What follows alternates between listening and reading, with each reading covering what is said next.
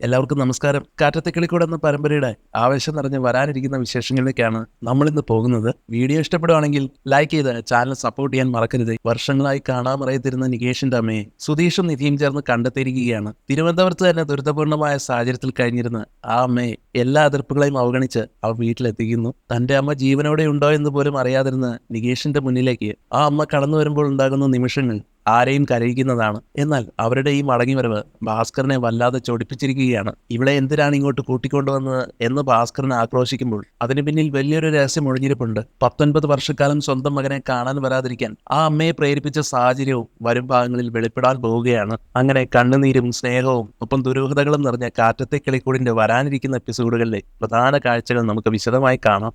അങ്ങനെ നമുക്കറിയാം, നികേഷ് സത്യത്തിൽ ഭാസ്കറിന്റെ ആദ്യ ഭാര്യയുടെ മകനല്ല. ഭാസ്കറിന്റെ ജീവിതത്തിലേക്ക് രഹസ്യമായി കടന്നു വന്ന മറ്റൊരു സ്ത്രീയുടെ മകനാണ് നികേഷ് എന്ന സത്യമാണ് ഇപ്പോൾ പരസ്യമായിരിക്കുന്നത്. മറ്റാരും പറഞ്ഞല്ല, അപ്രതീക്ഷിതമായി ഭാസ്കറിൽ നിന്ന് തന്നെ ഈ സത്യം കേൾക്കേണ്ടി വന്നത് നികേഷിനെ വല്ലാതെ തളർത്തിയിരിക്കുകയാണ്. എന്നാൽ ഈ പ്രതിസന്ധിയിൽ നികേഷിനെ തനിച്ചാക്കാൻ നിധി തയ്യാറല്ല. നികേഷിന്റെ യഥാർത്ഥ അമ്മയെ എങ്ങനെയെങ്കിലും കണ്ടെത്തണമെന്ന് ഉറച്ച തീരുമാനത്തിലാണ് നിധി. ഇക്കാര്യം നിധി സുധീഷിനോട് പങ്കുവെക്കുകയും ചെയ്യുന്നു. പിന്നീട് കഥയിൽ നിർണായകമായ ഒരു വഴിത്തിരിവ് സംഭവിക്കുന്നത് സുധീഷ് അവിചാരിതമായി നികേഷിന്റെ അമ്മയെ വഴിയിൽ വെച്ച് കാണുന്നതോടെയാണ്. അവരെ പിന്തുടർന്നു പോകുന്ന സുധീഷിലൂടെ നികേഷിന്റെ അമ്മയെക്കുറിച്ചുള്ള ഒരുപാട് രഹസ്യങ്ങളാണ് ഇനി പുറത്തു വരാനിരിക്കുന്നത്. അങ്ങനെ സുധീഷ് ആ സ്ത്രീയെ പിന്തുടർന്ന് അവരുടെ വീട് വരെ എത്തിച്ചേരുന്നു. എന്നാൽ അവിടെ നമ്മുടെ സുധീഷ് കാണുന്നത് വളരെ സങ്കടകരമായ ഒരു കാഴ്ചയാണ്. നികേഷിന്റെ അമ്മ തന്റെ നിലവിലെ ഭർത്താവുമായി രൂക്ഷമായ വാക്കേറ്റത്തിൽ ഏർപ്പെട്ടിരിക്കുകയായിരുന്നു. പിന്നീട് ആ വീടിന്റെ വിലാസം കൃത്യമായി മനസ്സിലാക്കിയതിനു ശേഷം സുധീഷ് അവിടെ നിന്ന് മാറി നിന്ന് ഉടനെ തന്നെ നിധിയെ ഫോണിൽ വിളിക്കുന്നു. താൻ നികേഷിന്റെ അമ്മയെ കണ്ടെത്തി എന്ന വിവരമാണ് സുധീഷ് നിധിയെ അറിയിക്കുന്നത്. നിധിക്ക് അത് കേട്ടതും വിശ്വസിക്കാനായില്ല. അത്ഭുതത്തോടെയും അളവറ്റ സന്തോഷത്തോടും കൂടി നിധി ആകാംക്ഷയോടെ സുധീഷിനോട് ചോദിക്കുകയാണ്, സുധീഷ് അവരോട് സംസാരിച്ചോ എന്ന്. എന്നാൽ സുധീഷ് പറയുന്നു, ഇല്ല, ഞാൻ ഒറ്റയ്ക്ക് അവരോടൊന്നും സംസാരിക്കാൻ പോയില്ല. താനും കൂടെ ഇങ്ങോട്ട് വാ, നമുക്ക് ഒരുമിച്ച് പോയി അവരെ കാണാം. അതിനുശേഷം നമ്മുടെ നിതീഷ് ഉണ്ടല്ലോ, ഈ നിർണായക വിവരം ഹരീഷിനെയും അതുപോലെ സുഭാഷിനെയും ഒക്കെ അറിയിക്കുന്നുണ്ട്. നമ്മുടെ നികേഷിന്റെ അമ്മയെ ഞാൻ കണ്ടെത്തിയെന്ന് സുധീഷ് പറയുമ്പോൾ ഈ വാർത്ത നികേഷിനെ എത്രത്തോളം സന്തോഷിപ്പിക്കുമെന്നും അവൻ ഓർമ്മിപ്പിക്കുന്നു. എന്നാൽ ഈ അപ്രതീക്ഷിത സത്യം കേട്ട് ഹരീഷും സുഭാഷും എന്ത് പറയണമെന്നറിയാതെ ഒരു നിമിഷം സ്തംഭിച്ച് നിൽക്കുകയാണ് കേട്ടോ. ഈ വാർത്ത കേട്ട നിധിയെപ്പോലെ തന്നെ അവരും വിശ്വസിക്കാനാവാതെ ചോദിച്ചു പോവുകയാണ്, ആ അമ്മ ഇപ്പോഴും ജീവനോടുകൂടി ഉണ്ടെന്നോ? അത് കേൾക്കുന്ന സുധീഷ് ആകട്ടെ ചിരിച്ചുകൊണ്ട് മറുപടി പറയുകയാണ്, അതെ, അവര് ജീവനോടുകൂടി തന്നെയുണ്ട്. ഞാനിത് വെറുതെ പറയുന്നതല്ല, ഞാൻ അവരെ നേരിൽ കണ്ടു. വിശ്വസിച്ചാലും ഇല്ലെങ്കിലും അവര് നമ്മുടെ ഈ തിരുവനന്തപുരത്ത് തന്നെയുണ്ട്. അവരുടെ വീടിന് തൊട്ടടുത്തുള്ള ഒരിടത്ത് നിന്നാണ് ഞാനിപ്പോൾ സംസാരിക്കുന്നത്. ഇനി ഒട്ടും വൈകിക്കണ്ട, ഞാനും നിധിയും കൂടെ എങ്ങനെയെങ്കിലും അവരുമായിട്ട് സംസാരിക്കട്ടെ. അവരെ അനുനയിപ്പിച്ച് ആ വീട്ടിലേക്ക് തിരികെ കൊണ്ടുവരാൻ ഞങ്ങൾ പരമാവധി ശ്രമിക്കും. വളരെയധികം പ്രത്യാശയോടുകൂടിയാണ് സുധീഷ് അത് പറയുന്നത്. തുടർന്ന് സുധീഷ് അവരോട് കാര്യങ്ങൾ വ്യക്തമാക്കുകയാണ്. എങ്ങനെയെങ്കിലും ഞാനും നിധിയും കൂടെ അവരോട് സംസാരിച്ച് അവരെ നമ്മുടെ വീട്ടിലേക്ക് കൂട്ടിക്കൊണ്ടുവരാൻ നോക്കാം. സുഭാഷുമായിട്ടുള്ള സംസാരം കഴിഞ്ഞ് സുധീഷ് നിധിയെ പിക്ക് ചെയ്യാൻ വേണ്ടി വണ്ടിയെടുത്ത് പോവുകയാണ്. നിധിയെയും കൂട്ടി വണ്ടി ഓടിക്കുമ്പോഴും സുധീഷിന്റെ മനസ്സ് അശാന്തമായിരുന്നു. എന്നിട്ട് അവൻ വണ്ടി ഒന്ന് സൈഡിൽ ഒതുക്കി നിർത്തിയിട്ട് നിധിയെ നോക്കി. സുധീഷ് എന്താണ് ആലോചിക്കുന്നതെന്ന് നിധി ചോദിച്ചപ്പോൾ, അത് പിന്നെ നമുക്ക് അവരെ തിരികെ കൊണ്ടുപോകാൻ പറ്റുമെന്ന് തോന്നുന്നുണ്ടോ നിധി? അച്ഛന്റെ കൂടെ അവരുണ്ടായിരുന്ന ആ പഴയ കാലം എനിക്ക് മങ്ങലേറ്റ ചില ചിത്രങ്ങൾ മാത്രമാണ്. പക്ഷേ നികേഷിന്റെ അവസ്ഥ അതല്ലല്ലോ. നമ്മളെ കാണുമ്പോൾ അവരെങ്ങനെ പ്രതികരിക്കും? അവര് വരാൻ തയ്യാറായില്ലെങ്കിൽ നമ്മൾ നികേഷിനോട് എന്ത് പറയും? ഇത് കേൾക്കുന്ന നിധിയാണെങ്കിൽ സുധീഷിന്റെ കൈകളിൽ പതുക്കെ പിടിച്ചു. എന്നിട്ട് പറയുകയാണ്, നമുക്ക് ശ്രമിക്കാം സുധീഷ്. സത്യങ്ങൾ അധികകാലം മൂടി വെക്കാൻ പറ്റില്ലല്ലോ. അവരെ കാണുമ്പോൾ നികേഷിന്റെ മുഖത്തുണ്ടാകാൻ പോകുന്ന സന്തോഷം മാത്രം നമുക്കിപ്പോൾ ഓർക്കാം. നിധിയുടെ ആ വാക്കുകൾ നൽകിയ ധൈര്യത്തിൽ സുധീഷ് വീണ്ടും വണ്ടിയെടുത്തു.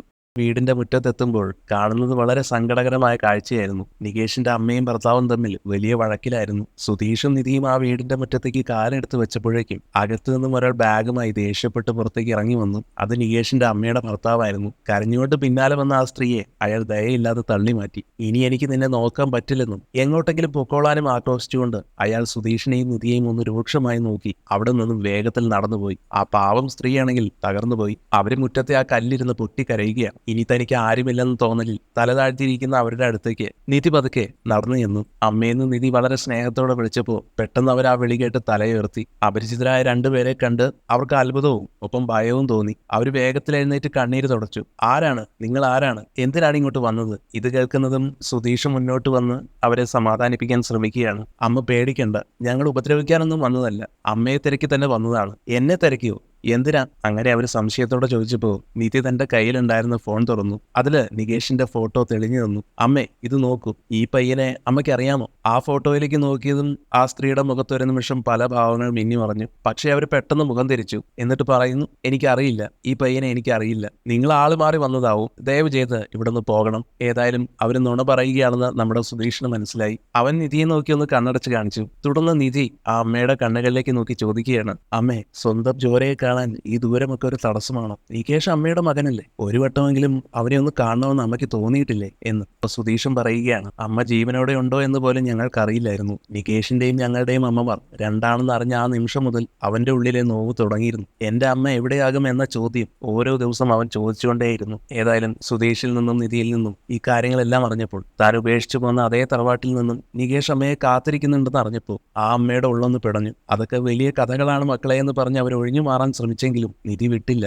കഥ എന്തുമാകട്ടെ അമ്മേ, നിങ്ങളെ കണ്ടാൽ അവൻ സ്നേഹം കൊണ്ട് നിങ്ങളെ പൊതിയും. അത്രമേൽ അവൻ നിങ്ങളെ ആഗ്രഹിക്കുന്നുണ്ട്. പിന്നീട് നികേഷിന്റെ അമ്മ അവന്റെ പഠനത്തെക്കുറിച്ചും വിശേഷങ്ങളെക്കുറിച്ചും ഒക്കെ തിരക്കുമ്പോൾ അതെല്ലാം കേട്ട് ആ അമ്മയുടെ കണ്ണുകൾ നിറയുന്നുണ്ടായിരുന്നു. ഫോണിൽ നികേഷിന്റെ ഫോട്ടോ കണ്ടപ്പോൾ അവര് വിറയ്ക്കുന്ന കൈകളോടെ അത് വാങ്ങി. എന്നിട്ട് സൂം ചെയ്ത് നോക്കിക്കൊണ്ട് അവർ പറയുകയാണ്, എന്റെ കുഞ്ഞ് ഒരുപാട് വളർന്നുപോയി. ഞാൻ അവനെ അവസാനമായിട്ട് കാണുമ്പോൾ അവൻ എത്ര ചെറുതായിരുന്നു എന്ന്. തുടർന്ന് എന്തുകൊണ്ടാണ് അമ്മ വരാതിരുന്നത് എന്ന നിധിയുടെ ആവർത്തിച്ചുള്ള ചോദ്യത്തിന് ആ അമ്മ നൽകിയ മറുപടി, ആഗ്രഹിക്കുന്നത് പോലെ ജീവിക്കാൻ എല്ലാവർക്കും കഴിയില്ലല്ലോ മോളെ. എന്റെ ജീവിതം ഒരു വലിയ പോരാട്ടമായിരുന്നു. വിശപ്പും ഒറ്റപ്പെടലും നേരിടുമ്പോൾ പഴയ കാര്യങ്ങൾ ഓർക്കാൻ പോലും സമയം കിട്ടിയിരുന്നില്ല എന്നാണ്. തങ്ങളുടെ കൂടെ വരാൻ നിധി അവരെ ക്ഷണിച്ചപ്പോൾ അവർ ആദ്യമൊന്നും അടിച്ചെങ്കിലും ഭർത്താവ് ഉപേക്ഷിച്ചു പോയ ആ വീട്ടിൽ തനിച്ചായിരുന്നു അവർക്ക്. എങ്ങോട്ട് പോകണമെന്നോ എന്ത് ചെയ്യണമെന്നോ അറിയില്ലായിരുന്നു. എന്നെ അന്വേഷിക്കാൻ ഇവിടെ ആരുമില്ല. നിങ്ങൾ വന്നത് കൃത്യസമയത്താണ്. എന്റെ മകൻ തന്നെ എനിക്കൊരു വഴി കാണിച്ചു തന്നു. ഞാൻ നിങ്ങളുടെ കൂടെ വരാമെന്ന് തന്നെ അവരവസാനം സമ്മതിക്കുകയാണ്. അമ്മ തന്റെ വസ്ത്രങ്ങൾ ബാഗിലാക്കാൻ അകത്തേക്ക് പോയപ്പോൾ നിധിയും സുധീഷും ആശ്വാസത്തോടെ പരസ്പരം നോക്കി. ഇതേ സമയം അവര് വരുന്നതും കാത്ത് വീട്ടിൽ സുഭാഷും ഹരീഷും അക്ഷമരായി ഇരിപ്പുണ്ടായിരുന്നു. വർഷങ്ങൾക്ക് ശേഷം അമ്മ തിരിച്ചെത്തുന്നുവെന്ന വാർത്ത അവരെ വല്ലാതെ സന്തോഷിപ്പിച്ചു. അങ്ങനെ വീടിന്റെ ഉമ്മറത്ത് സുഭാഷും ഹരീഷും എന്തോ വലിയ കാര്യം നടക്കാൻ പോകുന്ന പോലെ നിൽക്കുകയാണ്. നികേഷ് അവിടേക്ക് വന്നപ്പോൾ സുഭാഷ് പറയുകയാണ്, നികേഷേ, നിന്നെ കാണാൻ ഒരാൾ വരുന്നുണ്ട്. നീ പോയി വേഗം ഫ്രഷ് ആയിട്ട് വാ, ഞാൻ ചായ എടുത്തു വെക്കാം. എന്നാൽ ഇത് കേട്ടിട്ടും നികേഷിനൊന്നും മനസ്സിലായില്ല.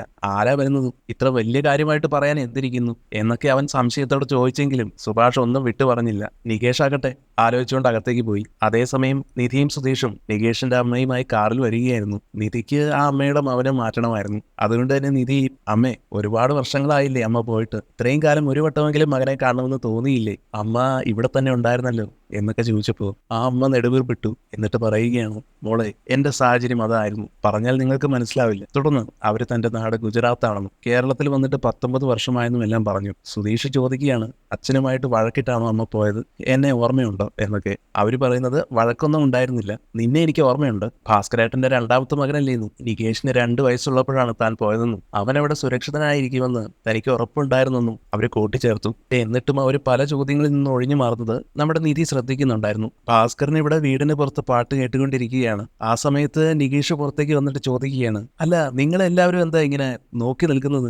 ആരെങ്കിലും വരാനുണ്ടോ? അപ്പോ ഹരീഷ് ചിരിച്ചുകൊണ്ട് പറയുകയാണ്, എടാ, നീ കുറച്ചു നേരം കൂടെ വെയിറ്റ് ചെയ്യേ, നിനക്കുള്ള ഏറ്റവും വലിയ സർപ്രൈസ് ദാ വരുന്നുണ്ട്. ആ സമയം ഒരു കാറ് മുറ്റത്തേക്ക് വന്നു നിന്നു. ഭാസ്കരനും സുഭാഷും ആകാംക്ഷയോടെ കാറിനടുത്തേക്ക് നീങ്ങി. സുധീഷ് കാറിന്റെ വാതിൽ തുറന്നപ്പോൾ അതിൽ നിന്നും ആ അമ്മ സാവധാനം പുറത്തിറങ്ങി. അവരെ കണ്ടതും നികേഷ് തറഞ്ഞു നിന്നുപോയി. അച്ഛൻ കാണിച്ചു തന്ന ആ പഴയ ഫോട്ടോയിലെ മുഖം അവന്റെ മനസ്സിൽ മിന്നി മറഞ്ഞു. കണ്ണുകൾ വിശ്വസിക്കാനാവാതെ അവൻ അവരെ തന്നെ നോക്കി നിന്നു. ഭാസ്കരനും അവരെ കണ്ട് ഞെട്ടി എഴുന്നേറ്റു. ഭാസ്കരന്റെ മുഖത്ത് ദേഷ്യം നിഴലിക്കുന്നുണ്ടായിരുന്നു. പക്ഷേ നിധി സന്തോഷത്തോടെ നികേഷിന്റെ അരികിലേക്ക് ഓടിച്ചെന്നിട്ട് പറയുകയാണ്, നികേഷേ, നീ എപ്പോഴും ചോദിക്കാറില്ലേ നിന്റെ അമ്മ എവിടെയാണെന്ന്? ദാ നോക്ക്, നിന്റെ അമ്മയാണ് വരുന്നത്. നികേഷിന്റെ കണ്ണുകൾ നിറഞ്ഞൊഴുകി. എല്ലാവരും വികാരാധീനരായി ആ കാഴ്ച നോക്കി നിന്നു. നിധി അങ്ങനെ നികേഷിന്റെ കൈ പിടിച്ച് അമ്മയുടെ അടുത്തേക്ക് കൂട്ടിക്കൊണ്ടുപോയി. നികേഷിന്റെ അരികിലേക്ക് ഓടിയെത്തിയ അമ്മ അവനെ കെട്ടിപ്പിടിച്ച് പൊട്ടിക്കരഞ്ഞു. മോനെ നികേഷ് എന്ന അവരുടെ വിളിയിൽ വർഷങ്ങളുടെ കാത്തിരിപ്പും സങ്കടവും ഉണ്ടായിരുന്നു. നികേഷിന്റെ നെറുകിൽ ചുംബിച്ചുകൊണ്ട് അവർ ചോദിക്കുകയാണ്, എന്റെ കുഞ്ഞ് ഇത്രയും വലുതായോ? ഞാൻ ഒരിക്കലും വിചാരിച്ചതല്ല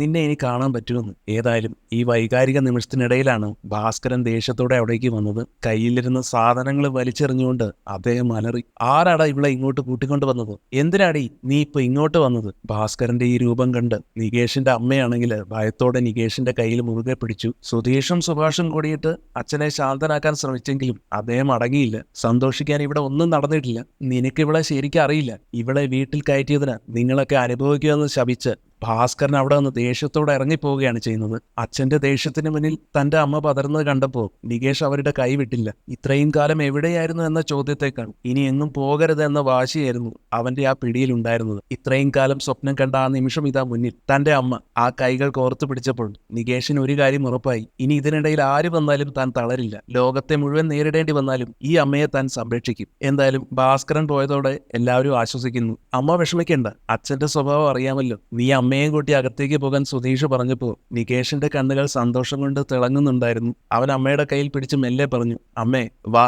അകത്തെത്തിയ ശേഷവും സന്തോഷം കൊണ്ട് നികേഷിന്റെ കണ്ണുനീര് മാറിയിരുന്നില്ല. നിധി ആ സമയത്ത് നികേഷിനെ ആശ്വസിപ്പിക്കുകയാണ്. കരഞ്ഞത് മതിയടാ നികേഷ്, നിന്റെ അമ്മ ഇപ്പൊ കൂടെ ഇല്ലേ? ഇനി നിങ്ങൾ രണ്ടുപേരും മനസ്സ് തുറന്ന് സംസാരിക്കുക. അപ്പോഴേക്കും അമ്മ നികേഷിന്റെ കവിളിൽ തലോടിക്കൊണ്ട് പറഞ്ഞു, മോളെ, ഒരുപാട് വർഷങ്ങൾക്ക് ശേഷമാണ് ഞാൻ എന്റെ മകനെ കാണുന്നത്. എനിക്ക് ഈ സന്തോഷം അളക്കാൻ പറ്റുന്നില്ല. സുഭാഷേ, നിങ്ങളെയൊക്കെ കാണുമ്പോൾ എല്ലാവരും എത്ര ചെറിയ കുട്ടികളായിരുന്നു. ഹരീഷിനെ കാണാൻ അന്നൊരു പെൺകുട്ടിയെ പോലെ ഉണ്ടായിരുന്നു. ഇപ്പൊ ആളെ തിരിച്ചറിയാൻ പോലും പറ്റുന്നില്ല. ഇങ്ങനെയെല്ലാമുള്ള പഴയ കാര്യങ്ങൾ ആ അമ്മ ചിരിച്ചുകൊണ്ട് പറഞ്ഞപ്പോൾ എല്ലാവരും ഇത് കേട്ട് പൊട്ടിച്ചിരിച്ചു. സുധീഷ് ഹരീഷിനെ കളിയാക്കി ചിരിക്കുമ്പോൾ അമ്മ പഴയ സന്തോഷങ്ങൾ ആ വീട്ടിലേക്ക് തിരികെ കൊണ്ടുവരികയായിരുന്നു. തുടർന്ന് അവർ പറയുന്നുണ്ട്, അന്ന് എനിക്ക് അധികം മലയാളം അറിയില്ലായിരുന്നു. ഞാൻ എന്തൊക്കെയോ മലയാളത്തിൽ പറയുമ്പോൾ എന്റെ മോൻ അത് കേട്ട് വെറുതെ തലയാട്ടുമായിരുന്നു എന്ന് സുഭാഷിനെ കുറിച്ച് പറഞ്ഞപ്പോൾ സുഭാഷും പറയുകയാണ്, അമ്മ ഇത് പറയുമ്പോഴാണ് എനിക്കും അതൊക്കെ ഓർമ്മ വരുന്നത്. പക്ഷേ അമ്മ ഇത്രയും കാലം എന്താണ് നികേഷിനെ ഒന്ന് കാണാൻ പോലും വരാതിരുന്നത്? വരുന്ന വഴിയിൽ ഞങ്ങൾ ഈ ചോദ്യം ഒരുപാട് വട്ടം ചോദിച്ചതാണെന്നും പക്ഷെ അമ്മയൊന്നും പറയുന്നില്ലെന്നും